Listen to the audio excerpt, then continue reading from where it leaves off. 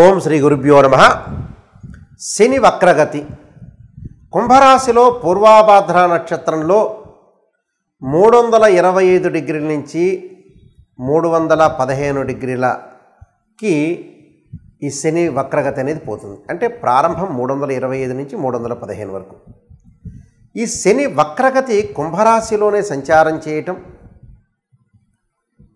అలాగే శని 3, 6, 11 స్థానాల్లో సుఫలితాన్ని ఇస్తాడని, మిగతా స్థానాల్లో మిశ్రమమైన ఫలితాలు, మిగతా స్థానాల్లో చెడు ఫలితాలు వచ్చే అవకాశం అనేది ఒకటి ఉంటుంది. ఏమిటి శని వక్రగతి అంటే? తిరోగమనం అంటాం, అంటే రెట్రోగ్రేడ్ అంటారు. శని కుంభరాశిలోనే వక్రగతి పొందటం అంటే జూన్ 30వ తారీఖు నుంచి నవంబర్ 15వ తారీఖు వరకు కూడా 138 రోజుల పాటు శని వక్రగతి పొందుతూ ఉంటుంది.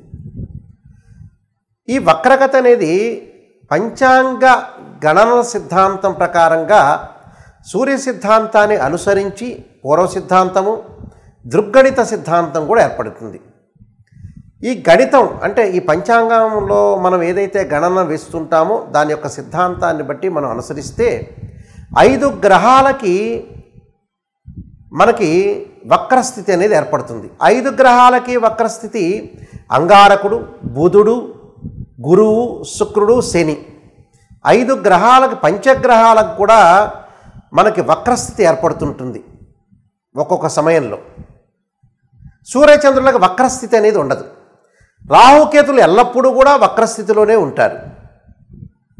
ఒక 2 ప్లానెట్స్ ఎప్పుడైతే అంతరిక్షంలో రొటేట్ అవుతుండగా, పరిభ్రమణం చెందుతుండగా, ఒక గ్రహము దాని యొక్క వెలాసిటీ వేగాన్ని తగ్గితే ఆ గ్రహం అనేది వక్రస్థితికి చేరుకుంటుందని ఆస్ట్రోఫిజిక్స్ చెప్తుంది.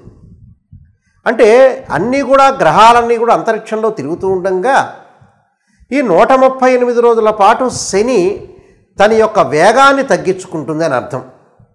అంటే 2 ప్లానెట్స్ అంటే 2 or more ప్లానెట్స్ రొటేట్ అవుతూ ఉండగా ఒక ప్లానెట్ కానీ దాని యొక్క వెలాసిటీ వేగం తగ్గితే అది వక్రస్థితిలోకి ఏర్పడినట్టుగా అర్థం.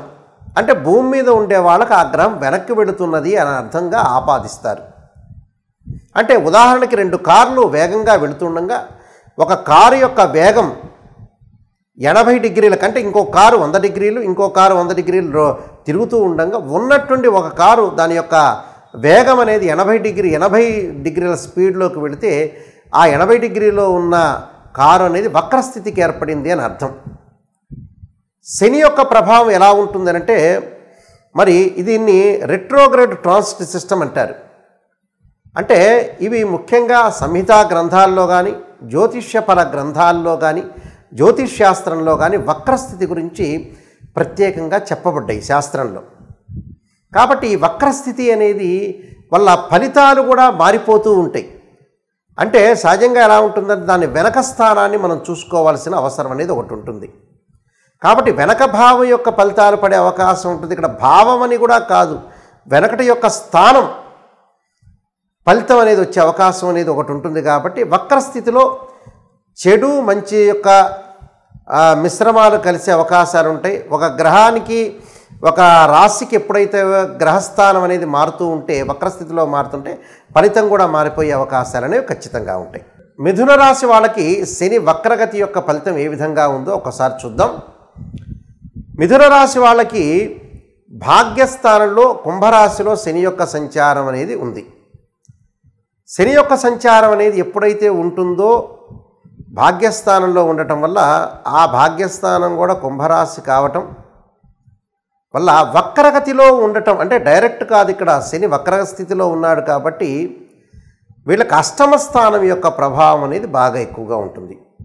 మరి అష్టమ స్థానం యొక్క ప్రభావం ఉండటం వల్ల ఆరోగ్యపరంగా కొద్దిగా శ్రద్ధ వహించటం అనేది చాలా మంచిది.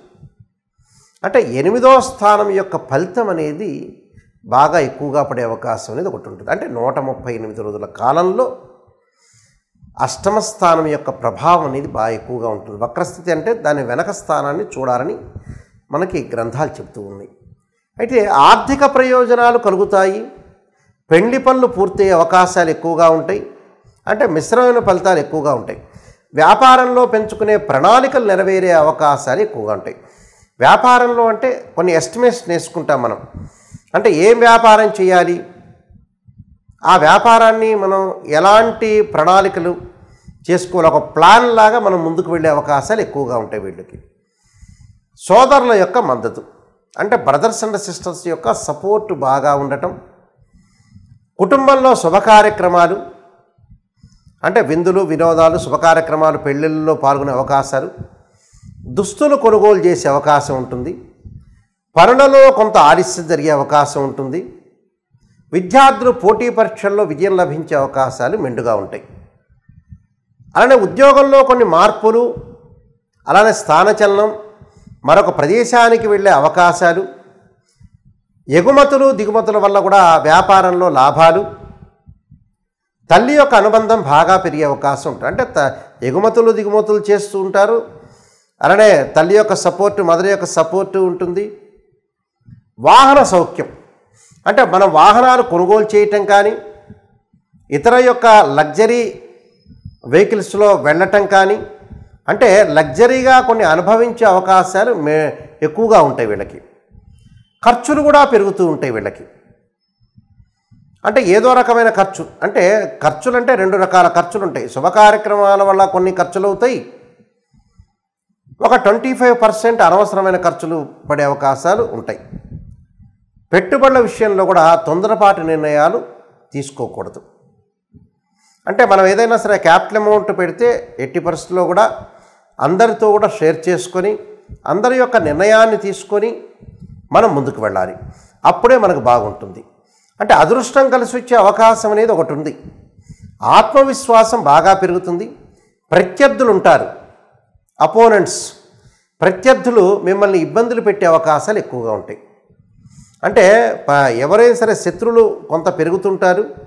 ఏదైతే ఉద్యోగపరంగా కానీ, వ్యాపారపరంగా కానీ, ఇంటి దగ్గర ఉన్న వ్యక్తులు కానీ, మన రెంట్కుండే టెనెంట్స్ కానీ, పక్కన వాళ్ళు కానీ, ఎవరైనా సరే ఎనీ పర్సన్ మిమ్మల్ని కొంత ఇబ్బంది పెట్టే అవకాశాలు ఎక్కువగా ఉంటాయి. ఇబ్బంది పడకుండా లౌకిక భావంతో ముందుకు వెళ్ళండి. ఉద్యోగంలో కూడా కొన్ని సవాళ్ళు ఎదుర్కొంటారు. అంటే తోటి కొలీగ్స్ ఉండొచ్చు, అధికారులతోటి కూడా కొన్ని సవాళ్ళు ఎదుర్కొనే అవకాశాలు ఉంటాయి. వర్తక వ్యాపారం చేసే వ్యక్తులు ఎవరైతే ఉంటారో, బిజినెస్ పీపుల్ కొంతమంది ఉంటారు, ఆర్థిక లాభాలు పొందే అవకాశం అనేది ఒకటి ఉంటుంది. కానీ నూతన వ్యాపారాలు మటుకు ప్రారంభం చేయకూడదు. ఉన్న వ్యాపారాన్ని సజావుగా నడిపించుకోవచ్చు, కానీ కొత్త వ్యాపారాన్ని మనం ముందుకు తీసుకుని వెళ్ళకూడదు. మనం కొత్త వ్యాపారాన్ని ముందుకు తీసుకుని వెళ్తే అనేక సవాళ్ళను ఎదుర్కొంటారు. మీరు చాలా జాగ్రత్త ఉండాలి ఇక్కడ. అలానే స్త్రీల విషయానికి వస్తే కొంత పనులలో ఆలస్యం జరగటం, దానితో పాటు గతంలో ఏదైతే వదిలేసిన ఉద్యోగం కానీ, వ్యాపారం కానీ, చదువు కానీ మళ్ళీ ప్రారంభం చేసే అవకాశాలు ఎక్కువగా ఉంటాయి. కాబట్టి పనులలో ఆలస్యం ఉంటుంది. ఆరోగ్యం మీద శ్రద్ధ పెట్టాలి. ఈ 2 విషయాల మీద బాగా కాన్సన్ట్రేషన్ చేయండి. ఎందుకంటే అష్టమ స్థానం యొక్క ఫలితం అనేది ఖచ్చితంగా మిథున రాశి మీద పడే అవకాశం అనేది ఒకటి ఉంటుంది. కాబట్టి వక్రస్థితిలో ఉంది కాబట్టి కొంత ఆరోగ్యం పట్ల శ్రద్ధ పెట్టండి. డబ్బులు కూడా విచ్చలవిడిగా ఖర్చు పెట్టడం అనేది కొంత మానుకోవాలి. ఎవరిని నమ్మకూడదు. ఈ విషయాలు మటుకు కొద్దిగా మీరు ఆలోచన చేయండి. అయితే బాధపడాల్సిన పని లేదు. కొన్ని పరిహారాలు చెప్తాను, చక్కగా ఆ పరిహారాలు చేసుకోండి. చేయటం వల్ల కూడా మీకు మంచి జరిగే అవకాశం ఉంటుంది. నల్లని ద్రాక్షారసంతో శనికి అభిషేకం చేయండి. శనికి అభిషేకం చేసేటప్పుడు శనివారం రోజున చేయాలి. తలస్నానం చేసి వెళ్ళాలి. తలస్నానం చేసేటప్పుడు షాంపూని మనం పెట్టుకోకూడదు, ఒంటి మీద సబ్బు రుద్దుకోవచ్చు. నల్లని ద్రాక్షారసంతో శనీశ్వరుడికి అభిషేకం చేసేటప్పుడు నీలాంజన సమాభాసం రవిపుత్రేమాగ్రజం ఛాయామార్తాండ సంభూతం తం నమామి శనీశ్వరం అనే మంత్రాన్ని చదవండి. అలానే తత్పురుషాయ విద్యే మహాదేవాయ ధీమహే తన్నో రుద్ర ప్రచోదయాంత్ అనే రుద్ర గాయత్రి మంత్రాన్ని చదవండి. చదవటం వల్ల కూడా మీకు మంచి ఫలితాలు వచ్చే అవకాశం ఉంటుంది. మిథున రాశి వాళ్ళు గుర్తుపెట్టుకోవాలని నేను చెప్పిన పరిహారం అంతా కూడా చేసుకుంటే మనకు మంచి ఫలితాలు వచ్చే అవకాశం అనేది ఖచ్చితంగా ఉంటుంది. మిథున రాశి వాళ్ళందరికీ కూడా మంచి జరగాలని ఆశిస్తూ సర్వే జనా సుఖినో భవంతు.